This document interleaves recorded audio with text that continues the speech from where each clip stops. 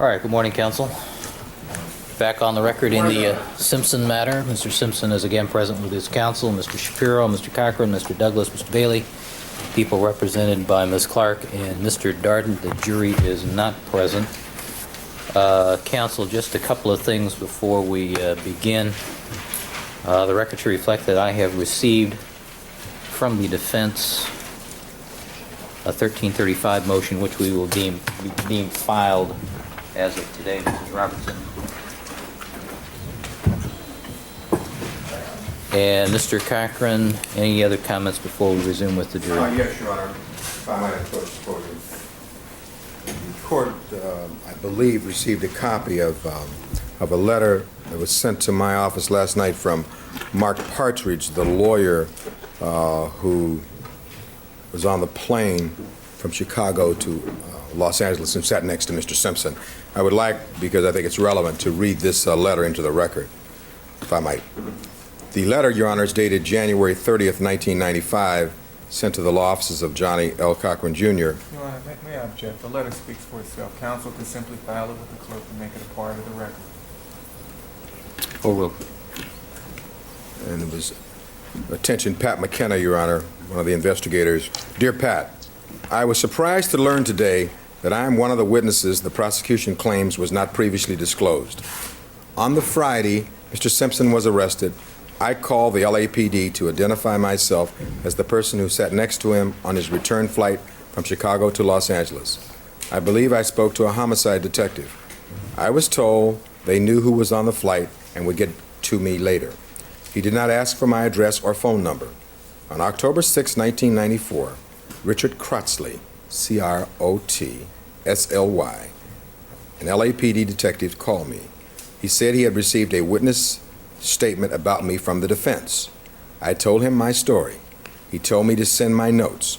He gave me the following address: Los Angeles Police Department, Robbery Homicide Division, Room 321, 150 North Los Angeles Street, Los Angeles, California, 90012.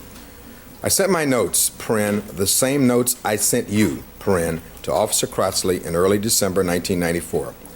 These facts seem inconsistent with my understanding of the prosecution's claims about undisclosed witnesses or witness statements.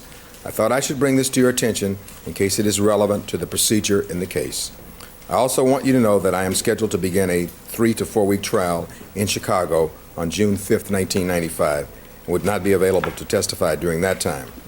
I'm away from my office until Wednesday, February 1st, but can be reached at, and he gave his phone number, sincerely, Mark Partridge. I want to read that for the record, Your Honor. Thank you. For the record also, Your Honor, we have not received any such thing. All right. Well, the real issue, I think perhaps Mr. Partridge misunderstands the issue. The issue was the July 1994 statement that he gave to the defense turned over to the prosecution. That's the issue. Yeah, we think it was, Your Honor. Yeah.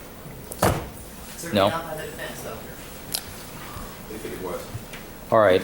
Counsel, let me ask you one other question before we start with the jury. During the course of our discussion of expert witnesses now designated by the defense, if you recall, there's a possibility that one of our jurors has as one of her physicians, one of the doctors that is now on the defense witness list. So I want you to contemplate the ramifications of that, and we'll discuss it tomorrow. We have, Your Honor. We'll be ready to discuss that. All right. All right, just so the ground rules are clear, counsel, I'm going to advise the jury that I've allowed the prosecution a brief reopening of their opening statement to deal with 3 specific issues, and that there is an absolute time limit of 10 minutes. All right, any other comment? All right, let's proceed. Deputy Mayor? Yes. Yes. All right, thank you, counsel. Let me give a direction to the still photographers here in the courtroom. Gentlemen, you are not to take any photographs of any of the computer screens that are on the counsel's desk or in the back row here. Understood? All right, and Ms. Hazlett, would you make sure that any other photographers who come into the courtroom are so advised? All right, thank you. All right, ladies and gentlemen, good morning. The court has granted a prosecution request to reopen their opening statement to address defense counsel's comments in his opening statement regarding 3 witnesses who had not previously been disclosed or whose statements had not been previously disclosed to the prosecution before trial, as is required by the law. You are reminded, however, that any statements by the attorneys in this case are not evidence and should not be considered by you as such. Ms. Clark, you have 10 minutes. Good morning, ladies and gentlemen. Mr. Cochran made some comments about first of all, I'm going to talk about a videotape. It has outtakes of the defendant making an exercise video. And Mr. Cochran made some comments to you about the defendant's alleged arthritic condition. According to him, the defendant's arthritic condition became acute sometime after he played golf and after he'd been swinging the golf club on the evening of June the 12th at about 10 p.m. He said at some point after that, the arthritic condition became acute. Mr. Cochran told you that the defendant's physical capabilities are very limited as a result of that condition. The prosecution will show you evidence to the contrary. We will show you outtakes of an exercise videotape which was made by the defendant only 2 weeks before the murders. We will show you a portion of that videotape to demonstrate just what the defendant's physical capabilities really were on the evening of June the 12th, 1994. In it, you'll see the defendant just 2 weeks before the murders, that he weighed 212 pounds, which is what he weighed 15 years ago. That the defendant prided himself in that tape on being in good physical condition. You will see him doing push-ups. You will see him lifting his arms overhead. You will see him stretching, reaching, throwing jabs and uppercuts, and he does that for several minutes in this tape. You'll see him doing trunk twists, and this tape took hours to make. And then he came back after that day, went back the next day, and spent a lot more time doing that very same thing. We're going to show you that tape during the course of this trial. Second of all, counsel made reference to the fact that, to a statement that Howard Weitzman, who was then the defendant's attorney, was not permitted to be present during the interview with the police officers on June the 13th. And you were told by counsel that they refused, that police officers actually refused to allow Mr. Weitzman to remain with the defendant during that interview. That is completely wrong. And in fact, what the evidence will show is that the detectives asked Mr. Weitzman to stay for the interview, but that he declined to do so, stating that he would prefer to go out to lunch, and that prior to that interview, he had had approximately half an hour alone with Mr. Simpson to talk to him, after which he said, "Go ahead," went out to lunch. And that is what the evidence will show. And that was after the detectives invited him to come in and sit during the interview with them. Now, lastly, you heard Mr. Cochran talk to you about a witness named Marianne Gerchis. Now, he told you about this witness. He said it was a very important witness.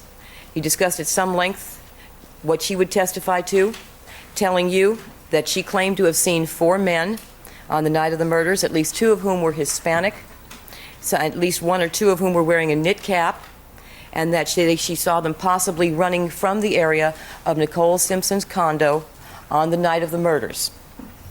Now, you'll be hearing a lot more about Ms. Gerchis during the course of this trial, but right now I'm just going to address a few points that the evidence will show that Mr. Cochran didn't tell you about. For example, she spoke to her friend Sheila Carter the day after the murders of Ron and Nicole. She told her friend, Sheila Carter, that she was not even at Bundy on the night of the murders. Marianne Gerchis had planned to go and look for an apartment in Brentwood on the night of the murders on June the 12th. The next day, she spoke to Sheila Carter and said she did not go to Brentwood on that night, and she was glad because there had been murders committed there the night before. But Ms. Carter is also going to tell you something else. In addition to the fact that she will tell you that Ms. Gerchis told her she did not go to Brentwood on the night of the murders, she's also going to tell you something very important about Ms. Gerchis' credibility. She will tell you about a statement which proves that Ms. Gerchis is one of these people who comes out of the woodwork in high-profile cases so they can get involved. And here's what Ms. Carter will tell you. Ms. Gerchis was obsessed with this case, and she talked as if she knew the defendant personally. She said that Ms. Carter would send her to the store to buy every Inquirer, every Star, and every tabloid pertaining to this case, anything that talked about the Simpson case. She would read it all, and she would save it and talk about the case constantly. But she somehow never told anyone that she had been on Bundy on the night of the murders, until the time that Robert Shapiro started the hotline requesting that anyone with information come forward and call that hotline number. And it was right around that time that he put out the hotline number that Mary Ann Gertjes started to say, well, maybe I was driving by that area. Maybe I did see something. Mr. Cochran accused us of not telling you about her, and we didn't, because we didn't know about her. And if you believe her, she asked the defense attorneys if they would tell us about her, and they said they would. She spoke to Robert Shapiro, and Shapiro's people told her not to talk to anyone about her statement. And when they finished taking her statement, they told her they weren't going to use her as a witness. They spent hours interviewing her back on July 10th and July 12th of 1994, and they never told us about her. Now, that jury instruction counsel showed you about credibility of witnesses applies to all witnesses, ladies and gentlemen. The evidence will show that Mary Ann Gertjes is a known liar and a Simpson case groupie. Thank you for keeping an open mind to listen to all of the evidence. Yes, please.